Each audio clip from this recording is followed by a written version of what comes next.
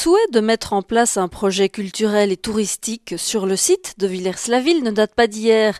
Il y a 10 ans déjà, sur TVcom, nous évoquions la réaffectation prochaine de la ferme de l'abbaye. Je me souviens qu'avec la confrérie des Ostieux moines de l'abbaye de Villers-la-Ville, nous avons fêté en 1996, et ce fut, je pense, le dernier événement dans la ferme, le jumelage entre Rottenburg en Bavière et Tilly. Villers-la-Ville. Et donc ça date déjà de 1996 et depuis on ne peut plus pénétrer dans la ferme parce que tout tombe maintenant, donc il faut vraiment faire de fameuses restaurations. C'est là que tombe la bonne nouvelle, le gouvernement wallon a décidé de soutenir cette opération de rénovation. Nous avons dégagé 8 millions d'euros, ce qui est évidemment très important.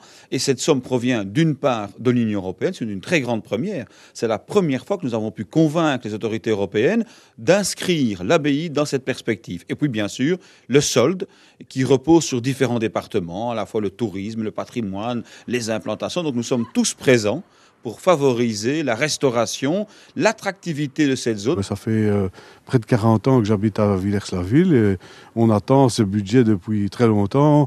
Parfois, on a cru les obtenir et chaque fois, les budgets nous ont échappé. Ils étaient destinés pour nous. Et puis, au dernier moment, la dernière fois, ils ont dû être attribués, je pense, à Tournai, qu'on a dû sauver la cathédrale de Tournai. Je pense que c'est ça. Mais voilà, donc... Ici, vraiment, maintenant, on tient le bon bout, comme on dit. On n'aurait pas pu avancer plus vite? Je pense qu'il y a trois éléments qu'il faut préciser. D'une part, la communauté française était sans moyens financiers à l'époque.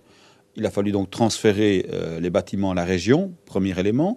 2, il fallait une volonté politique de coordonner tous les points de vue, d'affirmer un projet et de trouver les moyens financiers. Et puis, le troisième élément, c'est l'Union européenne.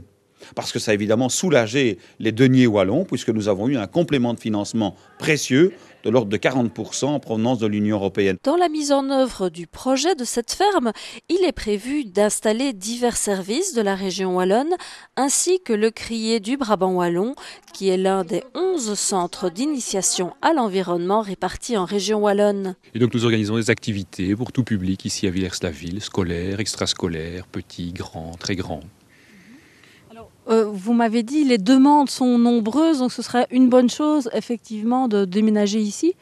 Oui, tout à fait. Donc on a la chance d'avoir un planning qui est full pour 12 mois. Et on est un peu à l'étroit dans nos bâtiments actuels. Et donc on attend impatiemment de pouvoir déménager et s'installer ici dans les bâtiments rénovés pour pouvoir accueillir plus de public. Normalement, d'ici 2 à 3 ans, si tout va bien, le crier devrait donc faire ses valises, c'est-à-dire traverser la rue pour venir s'installer dans la ferme, devrait s'y adjoindre un hébergement rural sous la forme d'un hôtel, un restaurant et un centre d'accueil de jour pour handicapés mentaux.